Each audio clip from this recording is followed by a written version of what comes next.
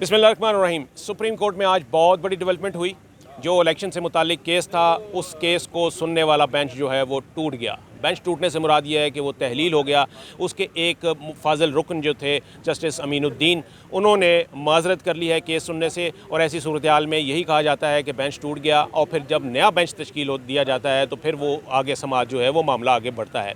ये बेंच क्यों टूटा और इसकी वजूहात क्या थी, इस हवाले से मामला जो है वो पहले ही सामने आ चुका है कि कल जस्टिस अमीनुद्दीन ने और जस्टिस काजी फाइज़ ईसा ने, इन दो जज साहिबान ने एक अक्सरियती फ़ैसला दिया था एक मुख्तलिफ केस में, जिसमें उन्होंने ये कहा था कि जो चूँकि ये 184(3) के तहत जो बराह रास्त मामला सुप्रीम कोर्ट में आते हैं वो, और इसके अलावा जो खुद नोटिस से मुतालिक कार्रवाइयाँ होती हैं, इनको रेगुलेट करने की ज़रूरत है। इनके लिए नए रूल्स होने चाहिए और इसके लिए कानून साजी भी चल रही है। तो इस हवाले से उन्होंने कहा कि जब तक ये नए रूल्स नहीं बन जाते उस वक्त तक जितने भी 184(3) के तहत मुकदमात हैं उनमें समाअत रोक दी जाए। यानी एक तरह का उन्होंने एक रेस्ट्रेनिंग आर्डर जो है वो जारी कर दिया था। तो उसी की पादाश में, उसी के नतीजे में आज जस्टिस अमीनुद्दीन ने खुद को इस बेंच से अलहदा कर लिया, जिसका नतीजा ये निकला कि ये बेंच जो है वो टूट गया। और अब ये मामला जो है, यानी इलेक्शन का 90 दिन इलेक्शन कराने वाला मामला जो है, ये अभी फिर इसको मुअल्लक ही समझा जाएगा। यानी इसके ऊपर अभी कोई कार्रवाई आगे नहीं बढ़ रही।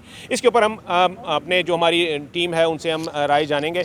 अदील, आप कोर्ट रूम में थे, उस वक्त क्या हुआ जब ये बेंच आया है और बहुत मुख्तसर सी कार्रवाई हुई और फिर बेंच टूट गया? ये कैसे टूटा, कैसे इसकी आवाज़ आती है टूटने की?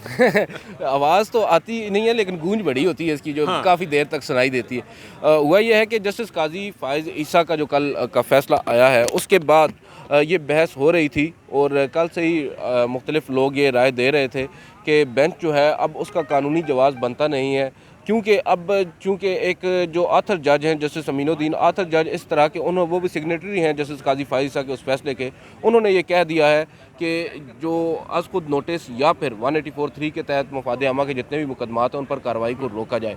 जस्टिस अमीनुद्दीन खान उस बेंच का भी हिस्सा थे, जस्टिस अमीनुद्दीन खान इस बेंच का भी हिस्सा है जो इंतखाबात से मुतल्लिक PTI की दरख्वास्त को सुन रहा है। और अब आज जैसे ही समाअत का आगाज़ हुआ, अव्वल तो ये बता दें कि समाअत 11:30 बजे के लिए मुकर्रर थी, मगर बताया यह गया कि जजेस की आपसी एक मीटिंग हो रही है, पाँचों जजेस की चैम्बर के अंदर, और वो गैर रस्मी इजलास जिसको हम कहते हैं, उस इजलास में काफ़ी गर्मा गर्मी भी कहा जा रहा है, कुछ कन्विंस करने की भी कोशिश की गई जजेस को।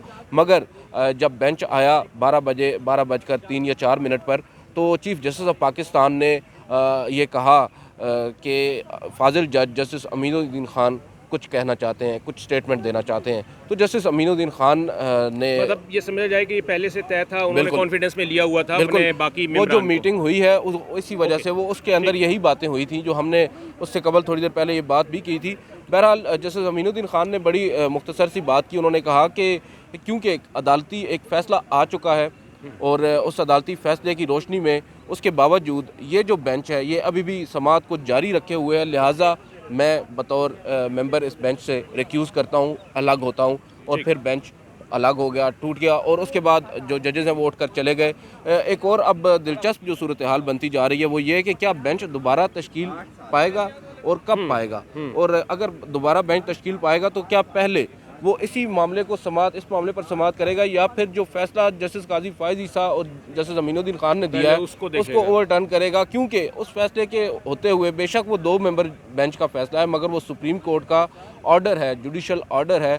जुडिशल ऑर्डर के होते हुए चाहे 5 रुकनी बेंच हो, मेरी नाकिस अंडरस्टैंडिंग में चाहे 3 रुकनी बेंच हो, वो जो है उस ऑर्डर के होते हुए समाअत नहीं कर सकता। उस ऑर्डर को ओवरटर्न करने के बाद ही ये समाअत हो सकेगी। बिल्कुल सही, बिल्कुल सही, बिल्कुल सही। यहाँ पूछेंगे नईम से। नईम, अब ये मामला जो है इलेक्शन कराने वाला, ये तो फिर इसका मतलब है तातुल का शिकार हो गया?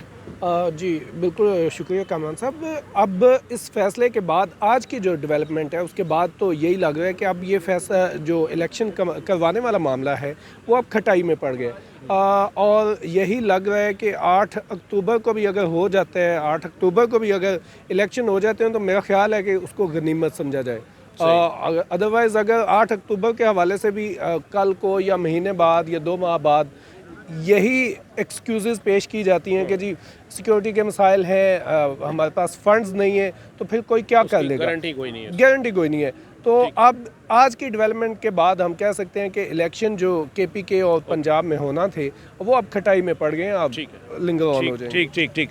सरदार अवैस हैं हमारे साथ। सरदार साहब ये बताइए कि क्या अब ये तो जितनी भी डेवलपमेंट हुई है, ये तो जो हुक्मरान है यानी हुक्मरान तबका है जो कि यहाँ पर इसको इलेक्शन की इल्तवा की बात कर रहे थे, ये तो उनके हक़ में चला गया मामला। जी बिल्कुल। मैं चूँकि 3 दिन से यहाँ पर जो बाहर सियासी शख्सियात आती जाती हैं उनकी मीडिया टॉक कवर करना, उनसे सवालात करना वो रहता है। तो आज भी चूँकि कल भी जो VIP मूवमेंट थी वज़रा सारे हुए थे, आज भी ख्वाजा आसिफ उनके साथ जो सीनियर लोग थे PMLN के, इसी तरह पीपल्स पार्टी के भी वो भी आए थे। तो इसमें मेरे लिए बड़ा ये था कि जब ख्वाजा आसिफ आए तो उनको भी नहीं मालूम था कि बेंच जो है वो टूट चुका, उनका वो बड़े सरप्राइज़ थे। इसी तरह जब राना सनाउल्लाह टॉक कर रहे थे तो उनके दौरान टॉक की बेंच टूटने की खबर आई, उनको भी कहा तो वो भी बड़े सरप्राइज़ हुए। और उस टाइम जो उनके तासुरात थे वो ज़ाहिर उनके चेहरों से लग रहा था, फिर उनकी प्रेस कॉन्फ्रेंस से लग रहा था कि वो इस फैसले पर खुश थे।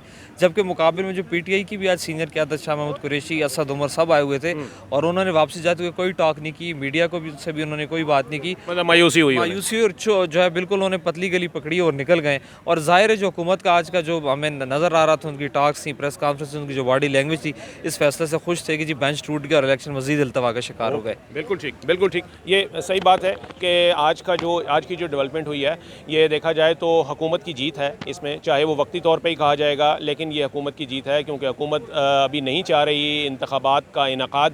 तो ज़ाहिर है कि ये इस बेंच टूटने के बाद का जो मामला है वो फिर अभी तातुल का ही शिकार रहेगा, क्योंकि इस हवाले से कानून साजी का जो सिलसिला है वो भी जारी है। तो जो इसमें अपोजिशन है उसको, जैसे कि अवैस ने बताया, कि उन्हें मायूसी हुई है इस आज के फ़ैसले से, आज की डेवलपमेंट से, क्योंकि अब उन्हें भी नज़र आ रहा है कि ये जो 90 दिन के अंदर इलेक्शन कराने का एक मुतालबा था उसमें अब जो है वो शायद कोई जान जो है उसमें इतनी नहीं रही। Thank you.